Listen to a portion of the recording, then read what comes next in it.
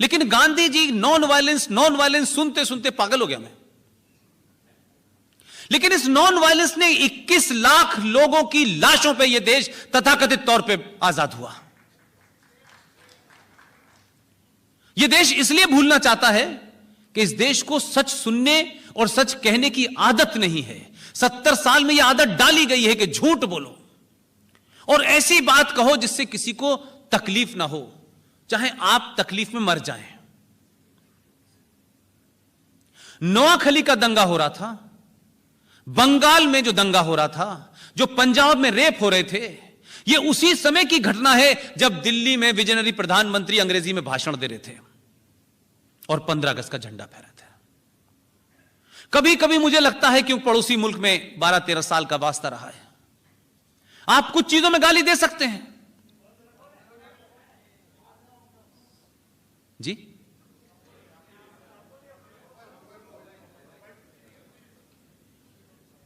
यह आजादी का झंडा जब फहराया जा रहा था 14 अगस्त 1947 को, पाकिस्तान के बारे में आप कोई भी राय बनाएं, लेकिन जो बात किसी ने की उसकी तारीफ करनी चाहिए। हमारे यहां क्या हुआ, यह कहा गया कि तिरंगा तो लहरेगा लेकिन यूनियन जैक को हटाया नहीं जाएगा।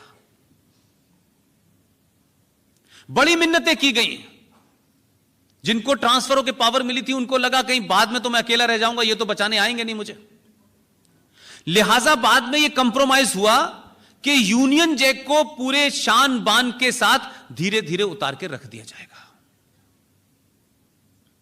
लेकिन पड़ोसी मुल्क ने क्या किया, पड़ोसी मुल्क ने यूनियन जैक को उतारा, उसमें आग लगाई और फिर झंडा फहराया।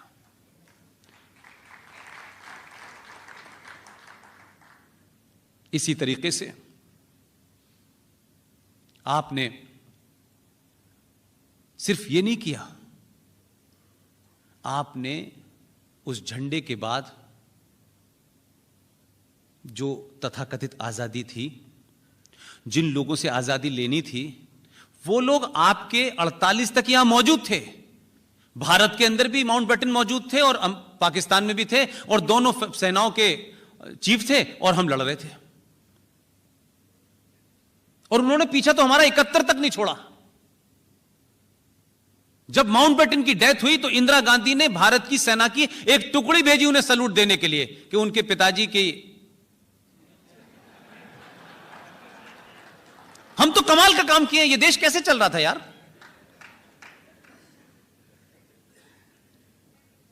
इसलिए मैंने एक पूरी क्रोनोलॉजी बनाई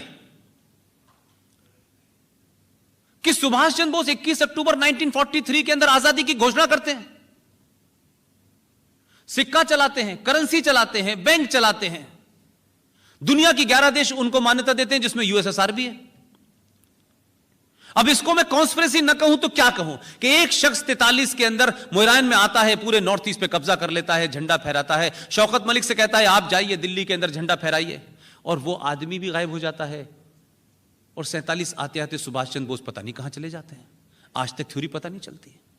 ये तो भला हो कर्नल RSN सिंह और GD बख्शी जैसे लोगों का, इस लड़ाई को लड़ा, लड़ने के बाद जो तथ्य हैं वो असल बात है, इंपॉर्टेंट। सरकार बदली वो अपनी जगह है, लेकिन सरकार जिन बुनियादों पे बदली है, सरकार को हम 1 मिनट के लिए नहीं छोड़ने वाले हैं।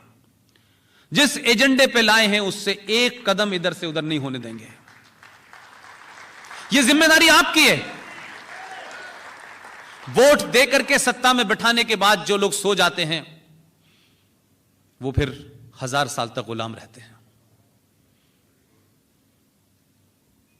पूरी ताकत के साथ सुभाष चंद्र बोस का केस लड़ा हम लोगों ने,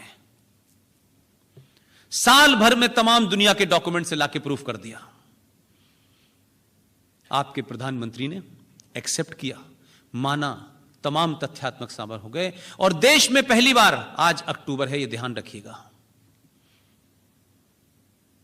पिछले अक्टूबर को भारत का प्रधानमंत्री 21 अक्टूबर को लाल किले पे जाता है और दोबारा से झंडा फहराता है।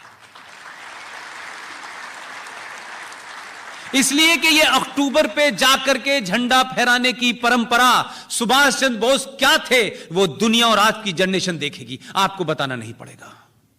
जब वो बच्चा सवाल करेगा आपसे कि 2 बार झंडा क्यों फहराया गया है, तो पता चलेगा एक बार फ्रॉड है, एक बार ठीक है।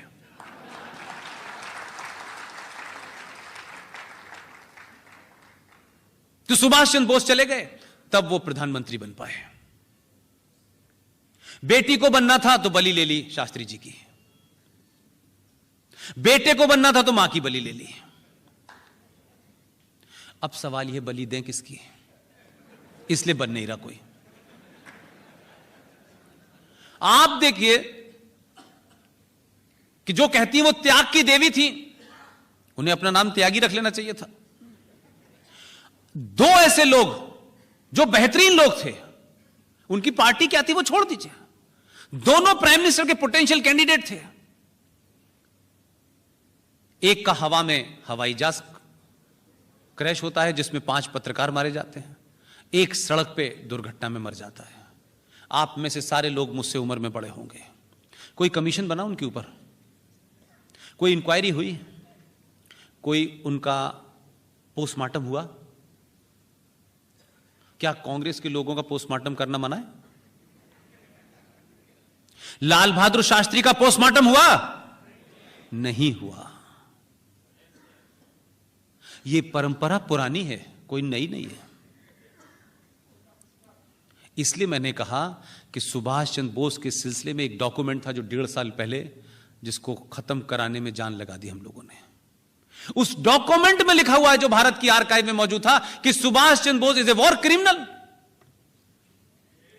यह किसने लिखा? इसलिए आपके यहां जो सत्ता पे बैठे थे वो एक तरीके से उनके एजेंट ही थे भाई। इसलिए वीर सावरकर के बारे में कुछ बौने राजस्थान का मुख्यमंत्री, जो इतने वीर हैं कि 10 जनपद की चप्पलों से कभी सर उठाए नहीं उन्होंने, वो वीर सावरकर के बारे में कहते हैं ये शख्स वीर नहीं है, वो इनके बारे में कह रहे हैं। इसीलिए मैंने कहा कि समाज की चुप्पी जो है कुछ बौनों को इतना बड़ा बना देती है कि आपका आइकॉन को भी वो टच कर जाते हैं और आप खामोश रहते हैं। इसलिए मोहम्मद साहब के बारे में सच बात भी आप नहीं, साहब आग लगा देंगे हम, डरा दिया आपको, आप बोलते नहीं है। इसलिए लोग, एक हैदराबाद में जोकरों की सी टोपी लगाने वाला आदमी, हर 6 महीने के बाद उसे 15 मिनट चाहिए होते हैं, हर 6 महीने बाद बोलता रहता वो। हम कहते हैं ये ख्वाहिश बंद कर दो, किसी दिन ख्वाहिश पूरी हो गई मत, ऐसी कोई ख्वाहिश मत करो जो ये देश पूरी करने के लिए आतुर बैठा हो। ब्लेम भी नहीं करोगे तुम हमें कि हमने तो तुम्हारी ख्वाहिश पूरी की भाई।